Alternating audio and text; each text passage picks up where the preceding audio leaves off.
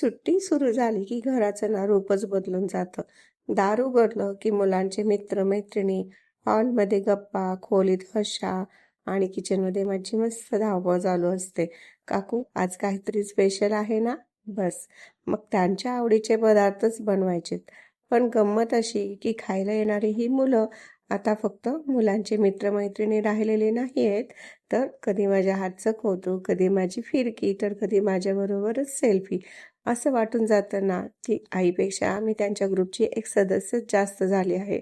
आणि त्यांचं हे निखळ हसणं, मस्ती करणं पाहिलं, की नकळत आपल्या कॉलेजच्या दिवसांची फिल्म डोळ्यासमोरून सुरू होते. तेव्हाही मित्र होते, मस्ती होते आणि आजही तेच सगळं आहे. फक्त पात्र बदललेली आहेत.